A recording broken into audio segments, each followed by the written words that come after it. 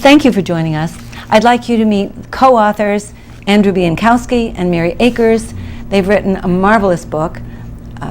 I heard about it this morning as part of another group that they were visiting, and I thought it would be so helpful to anyone who's watching and listening. It's called Radical Gratitude, and I'll let you tell your stories. Thank you for taking the time to be with us. You're welcome.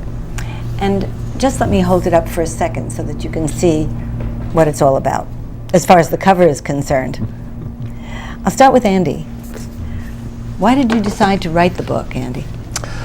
Well, I spent most of my life, some 40 years, working as a psychotherapist, and at the end of my career, when I retired, I thought about sharing some of the things I learned with other people.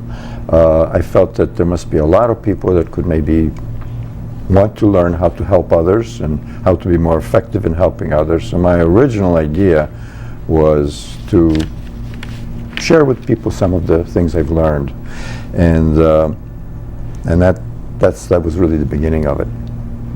Okay, and Mary, tell us more. What is this book about?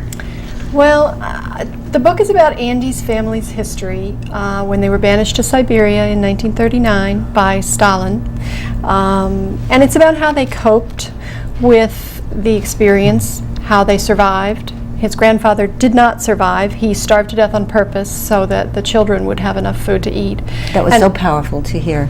All of these things that were negative things ended up being positives in Andy's life, or at least it gave him a sense of how to see the world differently. So that's what radical gratitude actually is. It's learning to be grateful for the difficult experiences because they make you stronger, more empathetic, things like that. You learn how to cope. Sure. Mm-hmm. Mm-hmm. Is that the definition that we? Yeah. That's a good one, because that's what a lot of people ask us. What is radical gratitude? And I try to explain it to them that normal gratitude is where you're grateful for good things that happen to you.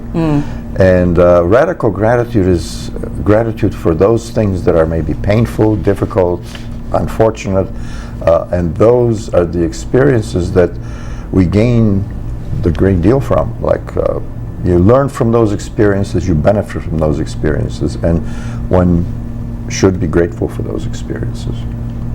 And so that's radical. Okay, and then what about Siberia? Does Siberia play a prominent role in this book? Yes. Each chapter, and actually we call them lessons, has some specific memories that I had from Siberia, experiences from Siberia, and what I learned from those experiences. It was probably the most difficult part of my life, 2 years we spent in Siberia, but it was also the period where I probably learned most of my important lessons in my life. I think what is so powerful is the way that your grandfather's sacrifice affected you, as far as wanting to live your life for others as he did. Yeah, he's my big hero of my life. That's why we dedicated this book to my grandfather, because he gave up his life, basically starved to death, so that my brother and I could live, so that when we were literally starving to death and there was very, very little food available, he gave his life so that we could live by not eating. He starved to death. Because there was